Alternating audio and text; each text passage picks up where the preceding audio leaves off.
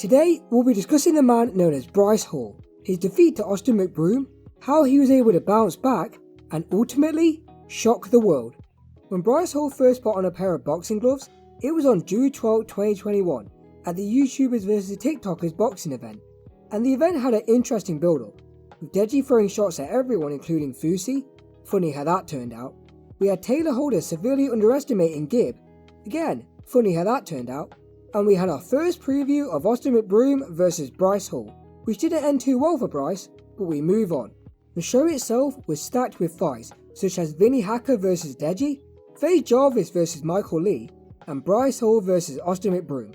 And people didn't really know what to expect going into this fight, with both men being high-level athletes, with Bryce having a wrestling background, albeit not a great one, and McBroom being a D1 athlete, playing the guard position for the Eastern Washington Eagles. So there was definitely a big difference there, and over the months leading up to the fight, footage started to emerge that showed that Bryce didn't have a lot of power, with him failing to even put a dent in the Ultimate Street Fighter Bradley Martin. Granted, it was more technique than anything, but it was still noticeable, and it was again noticeable in Bryce's fight against fellow YouTuber Stromedy, which even though he did show some good instincts reacting to Stromedy running at him, overall it was very sloppy, and the punches didn't generate a lot of power. He even got caught with a straight shot from someone who didn't box at the time.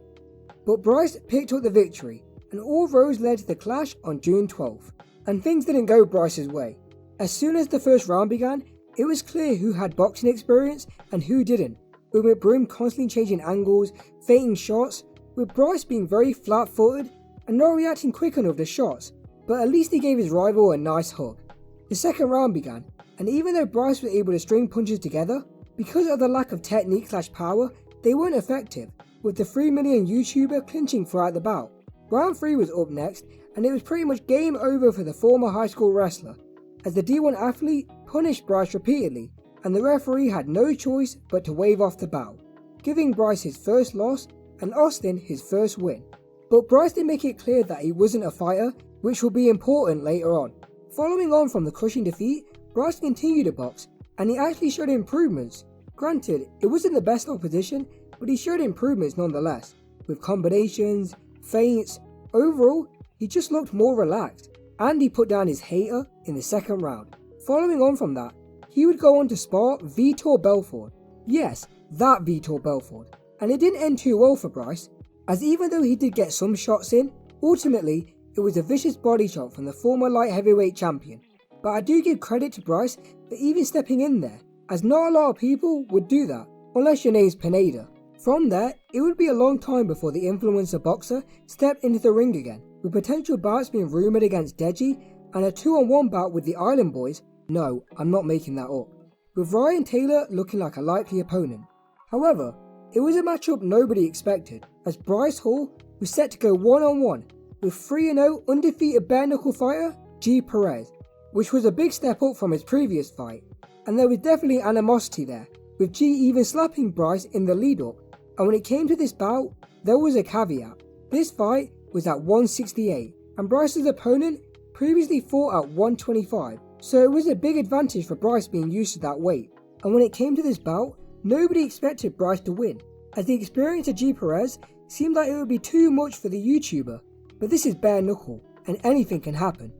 As soon as the opening bell rang, Bryce came charging at the undefeated fighter, and even dropped him. This was a scene nobody expected, and overall, he just looked like a different fighter. He was seeing shots as they were coming in, he was using head movement, footwork. I guess that spar with Nick LMAO really helped him out, but it wasn't all sunshine and rainbows, as Bryce ate a lot of shots, including repeated uppercuts, and there was even a takedown by Bryce, which I do not condone. But as the fight went on, G looked to be in control. With this being his 4th bare-knuckle fight, he had all the experience in the world compared to Bryce. But that was until an injury to Perez caused him to forfeit the fight, making Bryce Hall your winner. Now again, this went the best way it could have gone for Bryce. Not only did he knock down a bare-knuckle fighter in the opening round, but he got the victory. Even if he knocked him down but lost the fight, people would have respected him. But the fact that he won is incredible, and a bit lucky.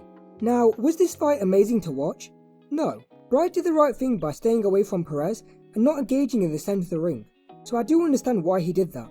Does Bryce still need to improve on things? Yes, especially his hand placement when throwing shots, as someone who would like to counter would definitely take advantage of that. But nonetheless, the facts remain. Bryce Hall, a YouTuber, defeated a undefeated bare knuckle fighter, from getting memed on his loss 2 years ago to McBroom, to getting dropped by Vitor Belfort, to defeating G. Perez. Bryce, maybe you weren't a fighter then, but now... I am a boxer, I am a fighter, I've always claimed to be a fighter. So guys, that has been the redemption of Bryce Hall. With Bryce getting a victory in bare knuckle, who do you think he'll fight next? There's plenty of options on the table for the one-on-one influencer fighter. Leave a like, subscribe, and more importantly, take care.